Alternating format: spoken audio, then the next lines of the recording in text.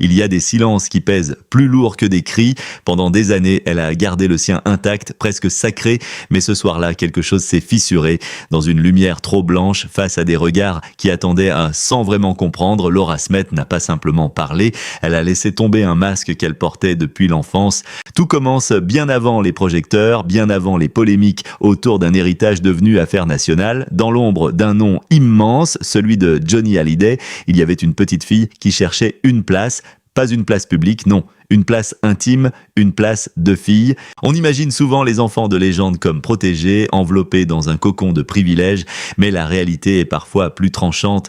Grandir avec un père qui appartient à tout le monde, c'est apprendre très tôt que l'amour se partage, aime parfois jusqu'à se diluer. Les témoignages de Laura ont toujours été rares, presque retenus. Elle ne criait pas à son manque, elle le suggérait. Une phrase ici, un regard ailleurs, comme si dire la vérité risquait de briser définitivement quelque chose d'irréparable.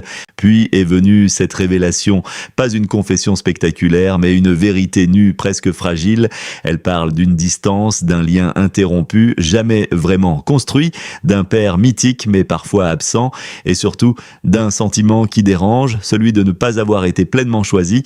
Ce qui frappe, ce n'est pas l'accusation, c'est l'ambiguïté, car dans ces mots, il n'y a ni haine ni règlement de compte, il y a quelque chose de plus complexe, une douleur qui coexiste avec l'admiration, une blessure qui refuse de devenir rancune. Mais alors, pourquoi maintenant ? Certains y voient une stratégie, d'autres un besoin vital de vérité, car depuis la disparition de Johnny, les tensions familiales ont exposé au grand jour ce que beaucoup soupçonnaient déjà.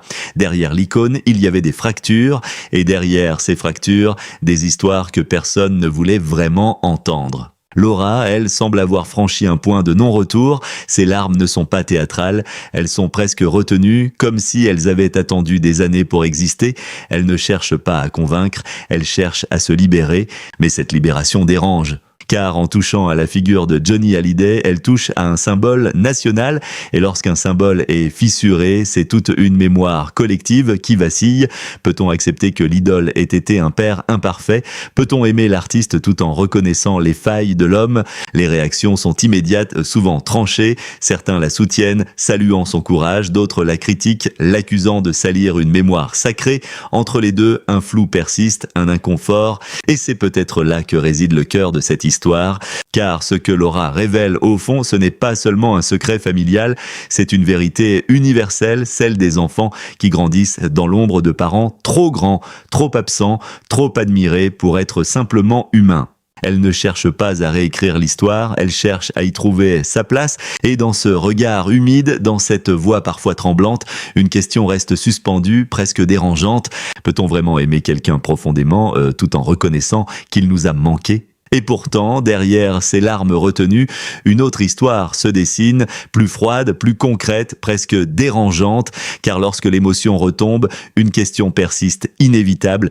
Que reste-t-il au-delà des souvenirs, au-delà de l'amour abîmé ? Il reste un héritage et pas n'importe lequel. Lorsque Johnny Hallyday disparaît, il ne laisse pas seulement derrière lui une légende musicale, il laisse un empire, des droits musicaux colossaux, des propriétés aux quatre coins du monde, une image qui continue de générer des revenus bien après sa mort, un patrimoine estimé à plusieurs dizaines de millions d'euros, et au cœur de cette fortune, une fracture familiale qui va transformer le deuil en bataille. Pour Laura Smet, ce moment marque une bascule, ce n'est plus seulement une fille en quête de reconnaissance, elle devient malgré elle l'une des figures centrales d'un conflit médiatique où chaque mot, chaque silence est scruté, analysé, parfois déformé. Car dans le testament controversé, une absence frappe comme un coup de tonnerre, celui de ses enfants aînés. Laura, tout comme son frère David, se retrouve écartée d'une partie de l'héritage au profit de la dernière épouse, Laetitia Hallyday. Et là, la douleur intime se mêle à une réalité juridique brutale. Mais au-delà de cette bataille, que possède réellement Laura aujourd'hui ? Contrairement à l'image que certains veulent lui coller, celle d'une héritière frustrée, Laura Smet a construit lentement, presque en résistance, sa propre trajectoire. Actrice reconnue, réalisatrice, elle a su bâtir une carrière discrète mais solide dans le cinéma français. Ses revenus ne reposent pas uniquement sur le nom qu'elle porte, ils sont le fruit d'un travail constant, parfois loin des projecteurs. Elle vit aujourd'hui une vie plus apaisée, presque en retrait, mariée à Raphaël Lancret-Javal, entrepreneur issu d'un univers bien différent du sien, elle semble avoir trouvé une forme d'équilibre que son enfance ne lui a jamais offert. Leur relation, loin des scandales tapageurs, contraste avec le tumulte médiatique qui entoure encore le nom Hallyday. Et puis, il y a ce détail qui change tout, elle est devenue mère. Dans ce rôle, Laura semble chercher quelque chose de profondément intime, comme si, à travers son propre enfant, elle tentait de réparer une histoire incomplète, offrir une présence qu'elle a parfois ressentie comme absente, créer un lien sans distance, sans partage imposé par la célébrité. Mais même dans cette reconstruction, l'ombre du passé reste là, car l'argent, l'héritage, les biens matériels, tout cela ne disparaît jamais vraiment. Les accords, les négociations, les compromis financiers finissent par dessiner une réalité plus nuancée. Laura n'est pas repartie les mains vides. Des arrangements ont été trouvés, des droits ont été reconnus, mais à quel prix ? Car derrière chaque somme, chaque signature, il y a une question silencieuse. Peut-on vraiment compenser une absence affective par un héritage financier ? Ce qui rend cette histoire si troublante, ce n'est pas seulement la guerre des chiffres, c'est le contraste. D'un côté, une fortune immense, presque irréelle, de l'autre, une femme qui parle encore de manque, de distance, de blessures invisibles. Et c'est là que le récit prend une dimension presque universelle. Laura Smet n'est plus seulement la fille de, elle devient le symbole d'un paradoxe moderne, celui d'hériter de tout, sauf de l'essentiel. Alors que certains voient dans son parcours une revanche, d'autres y lisent une quête inachevée, car au fond, peu importe les biens, les maisons, les millions, ce qui semble manquer encore et toujours, c'est une forme de paix intérieure. Et peut-être que la véritable question n'est pas de savoir ce qu'elle possède aujourd'hui, mais ce qu'elle continue de chercher. Dans un monde où tout se chiffre, où tout se négocie, peut-on vraiment mesurer la valeur d'un père ? Et vous ?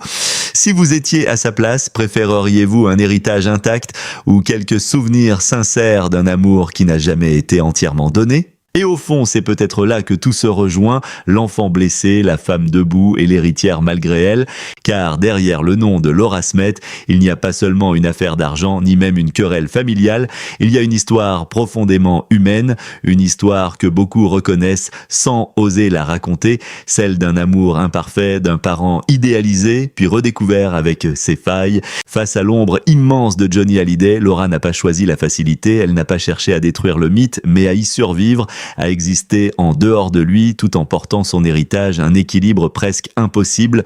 Et c'est peut-être pour cela que son histoire touche autant, parce qu'elle ne parle pas seulement des célébrités, elle parle de nous, de ces relations compliquées, de ces mots qu'on n'a jamais dit, de ces gestes qu'on a attendus trop longtemps. Elle nous rappelle que même dans les familles les plus exposées, les blessures restent invisibles, mais bien réelles. Aujourd'hui, elle avance avec ses propres repères, sa propre famille, ses propres choix. Elle construit quelque chose de différent, quelque chose qui lui appartient enfin. Et dans ce chemin fragile mais déterminé, il y a une forme de courage silencieux. Mais une question demeure, persistante, presque inconfortable. Faut-il tout pardonner pour avancer ? Ou au contraire, faut-il accepter de regarder la vérité en face, même si elle dérange, même si elle brise l'image que l'on avait construite ? Ce genre d'histoire ne laisse jamais indifférent. Elle divise, elle questionne, elle oblige à prendre position ou à douter. Alors dites-moi, vous qui regardez cette histoire jusqu'au bout, si vous aviez grandi dans l'ombre d'une légende, auriez-vous choisi le silence pour préserver le mythe ou la vérité pour vous reconstruire ? Votre avis compte vraiment, partagez-le en commentaire parce que c'est dans ces échanges que naissent les réflexions les plus fortes.